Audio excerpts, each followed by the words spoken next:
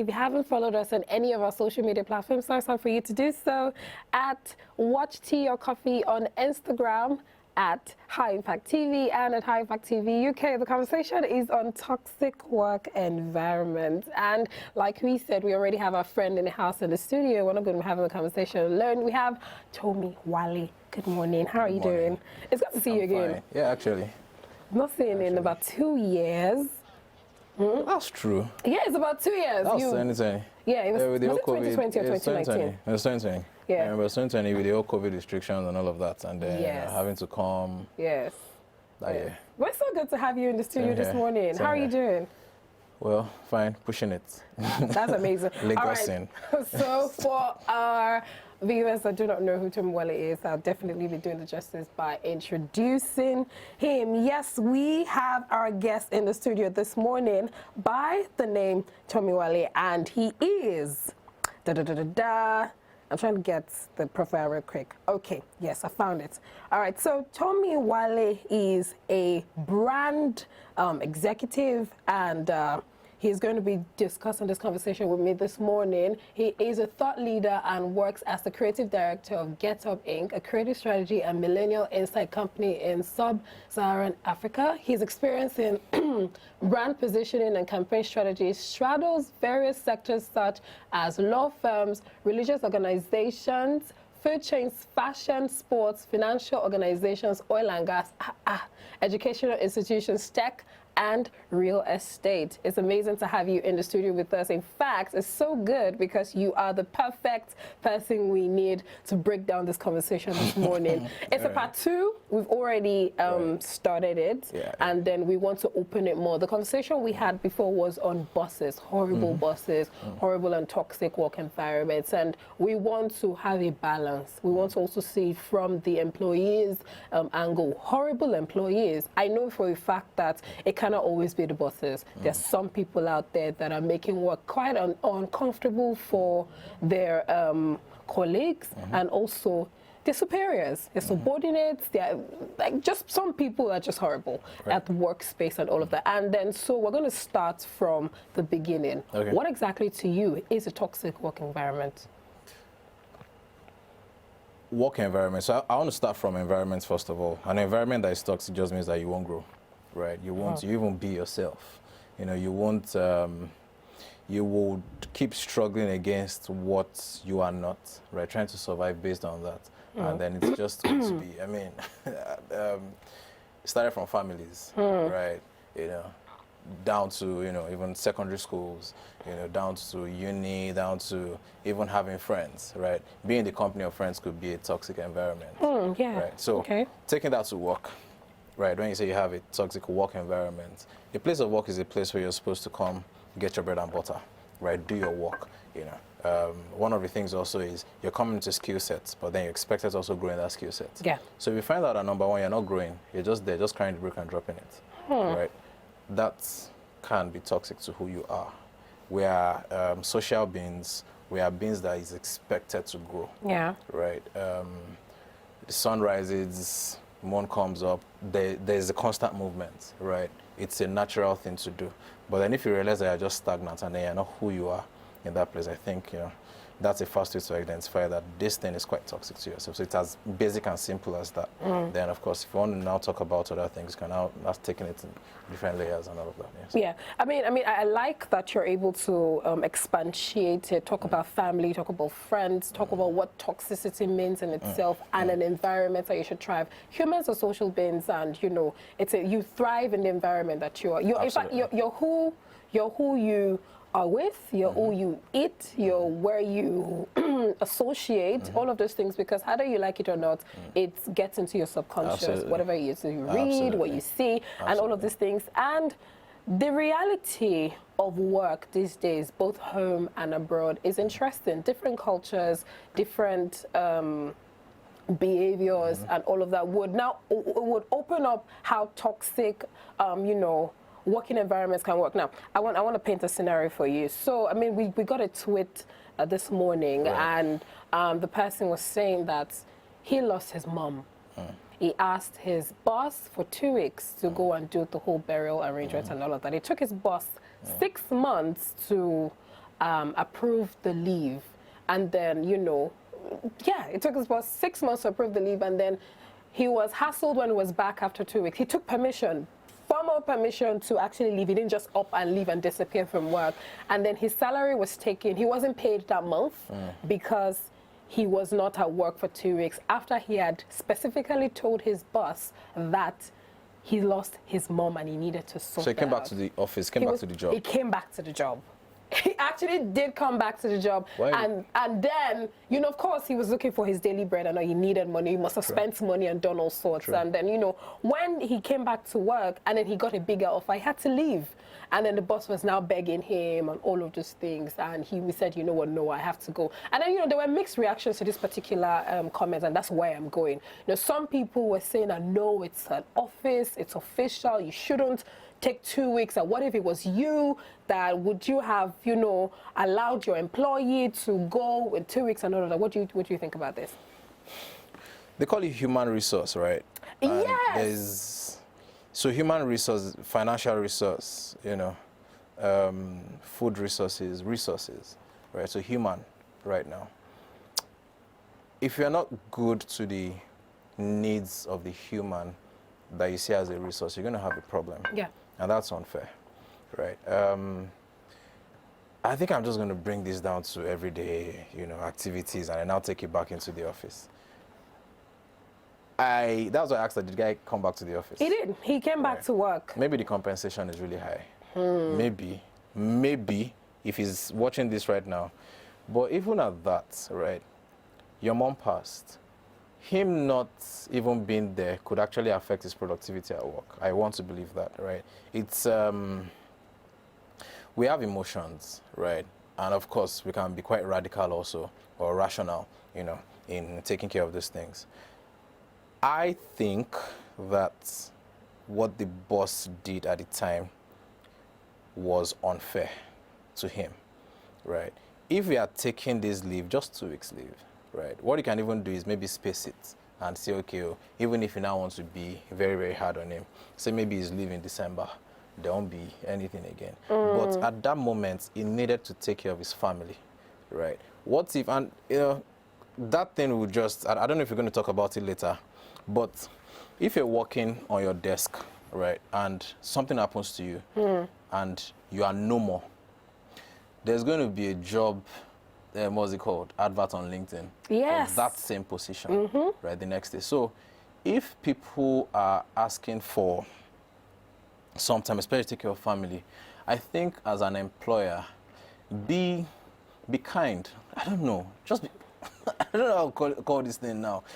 I don't want to use all terms of, what do, or even bring things about Nigerian labor law. By the way, I think Arokodare NG on Twitter, they do a good job with, educating people on Nigerian labor law and things like this. So I think you might want to have a conversation with Mayo Arokodare. He's a lawyer, and then I'm not even going to talk about those ones. Just be kind. His mom, his family, that's a need. If that thing is not taken care of, I don't see how your job is going to be taken care of, right? No wonder when the guy, decided to leave and everything, there was a gap that now started begging him for. Exactly. That was just unfair. In fact, I think that one even passes work environment. There's the boss has a very, very interesting personality. That's very toxic. That's very toxic. So I won't support what the boss did. I like that you just mentioned the boss has an interesting personality. So let's talk about personalities at work very quickly. Right. Now, so do you think there are needed personalities that you need to have at work to make it a healthy one? Like, what are the kinds of people that should be at work that it would not be a toxic air around you all the time? So I keep saying this thing, right, that the least form of leadership is positional. That's the list. From the highest is service, right? If everybody in the work environment is trained to serve, there would be a friendlier work environment. Okay. Right. So people think leadership is is positional. That's the least form. So you just think you might not even know what it is, but because you think you're in that position, you can just boss everybody around. That's one. Two, because maybe you came to this organization 2 years before the next person came, you can just be acting and be forming some kind of caucus and whatnot, thinking that if everybody could just bring everything down, that, we're all here to serve each other, right, the CEO is seeing everybody that works with him as people he is responsible for. I'm responsible for these people's development. I'm responsible for these people's career growth, right? You won't just be weird at them, right? You understand that there's a bottom line, there's a goal, but then how do we get there? I'm not just going to stand somewhere and then now start, making you not have a life. No, I would actually make sure that you have a life so that at least you can give more to me. Like one of the things that we do at the office now, something that we just introduced is getting into Lagos traffic and getting to work. 2 hours into work, you're just exhausted. You're just looking, or maybe an hour, right? So one of the things we just did was we gave, the team time to choose. You're going to pick either 8 to 4, 9 to 5, or 10 to 6. Okay. Right. Because a couple of people live far away, some live close. If you can get to work at 8 o'clock and it's good for you, that's fine. By 4 o'clock, you're out of the office. Unless you want to stay back. Okay. And gist. But 4 o'clock. 9 o'clock person too. The 10 o'clock, in fact, if I was working under me, I'll pick 10. Because I would like to wake up at 8 o'clock and flex a bit, far, they call it faff around and everything like that. So I think that one of the things that everybody has to have, and that came from serving these people. When I understood that, see, I don't want anybody around that is not particularly fine, right? There won't be, that resource from that human is gone that day. I don't want that, and there could just be so many things at stake, right? So, service is the basic thing, right? Once there's that culture of service around, every other thing will flow. You'll be happy to go to work. Yeah. Right? Because you'll be looking for, to go to work. You come to work, and I don't miss everybody. How far? You understand what I'm saying? But then if it's all, tensed up and everybody trying to flex a muscle, on what? Let's talk about employees that make work a living. I don't want to use the word that is on my mind, but make work very unbearable for the other people, not just their colleagues, their subordinates, and even their boss. I've heard stories of bosses saying that you have employees that would almost boss you as the boss. They come, they are rude, with a lot of attitude. You ask them to do something, they take their sweet time to go about doing it. You are polite to them, but they're just so unruly at work, flaunting rules and doing all sorts. How do you deal with sort? So, whenever I witness people like that or come across people like that, I just ask a question in my mind, like, who raised you? But that's, that's on the side, right? So if you're in that organization, I think the job of the human resource department, right, and the company's executives and all of that is to now put in measures to manage people, right, and manage, so this is this person's trait, right? What if we just find a department where this is what you want to do, Abi? Honestly, you will do it all through your 8 hours at work. You boss people around. Maybe you go to if it's maybe a construction site or something and deadline is happening, you go there and wear that suit and go and boss people there. You get what? So just move people around. What's the bottom line? You want your work environment to be a place where people are actually happy to come to, right? There's a shared goal. Everybody's seeing their part. They're not seeing themselves as being less than the other person. They're just seeing themselves as being a very, very important jigsaw and piece of the jigsaw puzzle, even if it's tiny, right? If you remove a tiny dots from a jigsaw puzzle, the puzzle is not complete. It's not complete. Even though there are big ones, you want to draw you want to put together a picture of London and the red bus and big Bentley. If the puzzle that shows the lights of the London bus is lost, that jigsaw puzzle is not complete. So everybody has to see them. So you know what, and this is the capacity that I can do, and I'm just going to come in. So if there's now a bug somewhere that is doing that way, number one, deploy some measures to manage the person. And of course, if the person doesn't do that, there are policies that you can pass around the organization for that. The person flaunts it 1, 2, 3 times. You get what I'm saying? Query and all of that. Then you can just what's it called? Start interviewing someone for the role, right? And then 3 months after, you give the person a box of chocolates and tell you that we actually don't want this. You've been given, and then so there's just a seamless flow. I learned that from one company. I learned that from a company. A box of chocolates? Yeah, no, it's just to enjoy your day, because you can't be bringing that attitude and being a bug to the growth of our company. You get? There's a shared goal, there's a shared vision.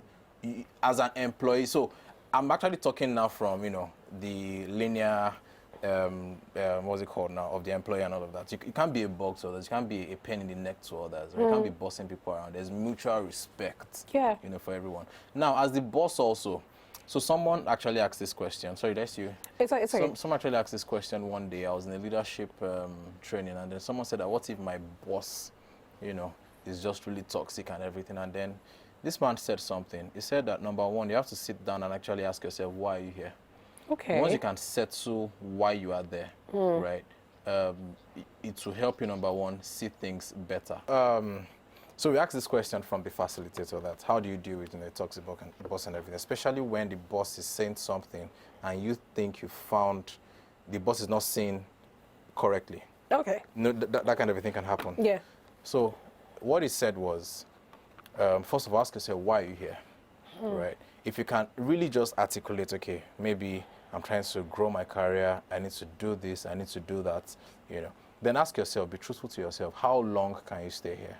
If you think you can't stay here for that long, leave. But then if you think that, you might just need to push further, and you don't want to start correcting your boss, about, don't talk to me like that and whatnot. You're not in the UK, they'll finish you. True. So he said that what you can do is do whatever you can to find out something else about the boss, right? We're all human. There are different things that could just soften people. Maybe that boss doesn't even like the job and is taking it out on you. Interesting. That's another one. Maybe the boss also, like I used to ask, who raised you? I just say it to my mind. I don't say it out to anybody. The internal toxicity. Now, so if you can understand that, right, and what you should just do is address the human side of the person, right? Not in a way of, you don't have to go and buy an apple for the person. Just address the human side of the person. Find out, okay, what is that extra thing? This is you now doing the extra thing. What's the extra thing I can do to make sure that this person just reduces? But then if you find out this thing just keeps going and I can't continue, of course, being an organization that is well structured, talk to HR, right? They can maybe move you and everything. But then if you think that it's too much and it's unbearable, and maybe the compensation is not that high or whatnot, and whatever way you do, you can't, just do a certification somewhere in the meantime and leave.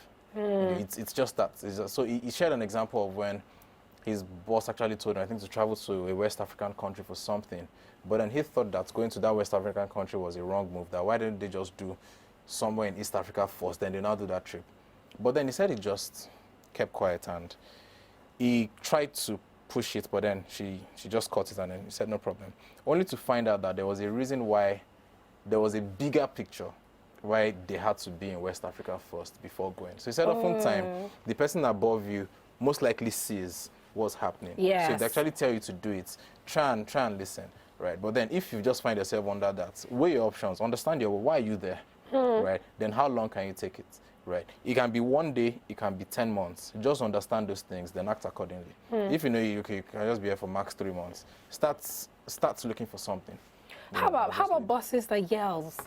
We've had different situations where you have people frustrate you. It's only normal for you to be at work and somebody provokes you, or somebody frustrates you, or work is not going well, and then you are having it up to this place, and you just need to exact something. You need to say something, but then you're yelling at your subordinates, you're yelling at people around you. How do you deal with that? Oh no! I mean, the other question is it normal and No, is it acceptable? It's wrong. You can't just yell at people. It's wrong. It's a sign of disrespect. Even when they're wrong. It's still a sign of disrespect to yell at them, right? Of course. So, the Hollywood star that went ahead to slap, the host, it's wrong, but then he acted too much out of emotions, right? And then that has now divided some people who support it and some don't support it. So, different things, come up. Now, yelling, I see yelling as a form of abuse. Interesting. Right. I mean, why would you want to raise your voice at me? You should be civil about it, right? That's, I think, yelling doesn't show a sign of civility, no matter what happens. If you had a gun in your pocket, would you say that because someone is doing something wrong, you now start taking out their kneecaps? Do you understand what I'm saying? So, yelling, right, is... I don't know if there's a time somewhere someone is agreeing with me or not agreeing right now. I just think yelling is a wrong thing to do to anybody, right? Respect. There are ways you can actually talk to the person and just make them realize. So if you're in a situation where your boss is always yelling at you, you can't correct your boss, Abby. No, you can't. Talk to HR about it. You can't? You want to talk to your boss and stop yelling at me. The boss that yelled at you. You want to put, I like that. You want to put toxic in the middle of your company's name. So, high toxic impact. No, you don't want to do that. You understand what I'm saying? So you have to be the bigger person, right? Two wrongs don't make a right in that sense. So I think that when, you're in that kind of a situation, again, I'll go back to what I said earlier, ask yourself why you're here and then move accordingly. What many people, I don't know why, I'm not like that. If I decide to do something, there are at least 5 other options for me. I would always create that. Right, we're in the age of the internet, and then there are so many certifications that you can take. Right, there are so many things that you can do. I'm not saying that you now be jumping from pillar to post, or just running and not being able to take some hits. Yeah. Right, but then when it's abusive, do what you have to do for yourself. Right, to get you don't want to really be the one fighting doing the Jericho Joe of the generation. Take care of yourself first. Yeah. And then of course, if it gets really, really bad, there are things that the Nigerian labor law, for example, would be against. I was telling Amaka outside now that if you're just sacked or just thrown out of the office, you can actually sue that company. Many people don't know that. Interesting. Yeah, of course. Now, why? Especially when you have letters and everything. On what basis? Why was I sue, sacked? especially when the processes towards determination are not followed. The Nigerian labor law frowns at that. And you make money. If your salary is 50K, you can bag $1 million damages. I'm going to flex Aquilox at night. But I'm just saying, right, that know these things, know your rights, right, and then on your end also, look for better options. Let's talk about working under pressure. Right. Real quick. People put this in their CVs that they can work under pressure. I find it toxic. What do you think? That they can work on that, so they are putting toxicity on themselves. Yeah, like if you can bring that, why are you bringing that energy? Are you trying to tell me that we're going to give you so much pressure, or are you telling me that? Here is it generally for me. I think that you will not do excellent work if you're working under pressure. Just remove that thing from your CV and just say that you work effectively. You are efficient with your skills, and then give examples during the interview about times that you've actually had a time constraint, and then there was a tense atmosphere to ensure that the end goal was gotten and you got it. You don't need to write it that you can work under pressure. Another thing with working under pressure is oftentimes it might not even make you get the work done the right way, right? So plan your time, right? Even if you're given these things to do right now, manage both ends and just get things done. Please don't write that working under pressure thing, because people are going to exploit it. They're going to start putting many things on you. You can work under pressure. It's 15 minutes to 5. You're supposed to close at 5 o'clock. Go and give her about 5 documents to finish in 15 minutes. You can work under pressure. Right? You understand what I'm saying? Don't set up yourself for that, right? So I think it's on. How about growth? Growth at work. So, I mean, we got a tweet that we already read this morning, and the tweet was talking about the fact that he was working with somebody and he wanted to further his education, and he wasn't given that opportunity to do so because the employer wanted him to continue working at his lounge. Or something like that. And I realized that there are a lot of places where, the moment it seems like you're trying to develop personally, which I think should be a plus to the company, but the moment they see that, they start to feel a little bit awry about it. Now, that thing, right? I don't know, I have options for yourself. Is this Stockholm syndrome? Yeah, I think it's that Stockholm. Makes, someone stay with an abuser? Yeah, I think it's Stockholm. Like It's Stockholm. I don't know what it is or the best way to actually get people out of that. But it still boils down to ask yourself. Every human being has, I'm going to sound like a motivational speaker now, but it is just what it is. Every human being has the capacity to change their life in an instant, right? That's why I love this movie, Great Gatsby. The guy came from a very poor background. Yes. And then, he found this man called Jay Gatsby from the Gatsby family. And then in that instant, it saw the opportunity and took it that, you know, this is the time, this is actually the point where I can rewrite, you know, my life story and everything. And then, you know, he went on to do all manners of things and trying to get, you know, his woman's attention across the bay. But every human being, you can actually change if you set your mind to it that, you know what, in the next 1 year, I really want to be somewhere else. There's this dude that I used to sometimes go to this cafe, and, you know, he used to do music and everything like that, right? But then he used to, you know, do the cafe and everything and pass the cup to me. And then one day on Instagram, I just saw this guy just send me, you know, a link and everything like that. He's in, I think, one Eastern African country, you know, doing a couple of shows. Interesting. This guy selling coffee and everything was some 3 years ago. Right. So you can actually change. And I don't know, maybe it's always been trying to be good to people, some sentimental things, but then it's your life. So that your boss is telling you that he likes you around here and everything. Whose life? If you even read that statement, his boss is putting himself and everything way above him. If anything happens to that guy tomorrow, he will get a replacement. Yeah. So what do you want for yourself? Why are you even doing everything you're doing? Right? Many people do. I don't know why many people don't. Just sit down one weekend and actually highlight the things you like about yourself and just what you want to be. Highlight your resources. You're a human being. I'm serious. Things, it sound like I'm saying what is not now. You have a phone, right? You can tweet, you can check, use that same phone to check Google and actually watch YouTube videos and read up on things. And if you can even volunteer in different places for like 3 months, try it out and then, you know, up that CV and get things done. I'm telling you, volunteering is a so that guy, I don't know why, I hope he left immediately after that statement. So how do you want to further his education? Yeah. Does the boss not realize that if that guy actually furthers his education and he goes and he supports him, what that boss has actually created is an extension of himself somewhere. Yes. Because that guy will always, my boss when I used to clinic on my boss. Back, if that do something you understand big what I'm saying? for the company. Man, I mean, this conversation is so interesting, and I hope that a lot of people have gotten so much from it. In fact, I would have loved us to have that conversation and the relationship you should have with human resources, because that's a different conversation on its own. But we don't have time, and we have to go. Thank God you didn't ask that question. I know you have a lot to say about that. I don't even like them. Like, oh, really? I don't like them. They just come with troubles. I mean, that's another... It's a very, very important department to have in an organization anyway. I'm telling you, it's so important. Get box of chocolates for them on Fridays. Box of chocolates. It's something you have with chocolates. The chocolates work now. It makes people smile. It is so nice to have you on the show. It has been very great. Thank you so much for breaking this conversation down.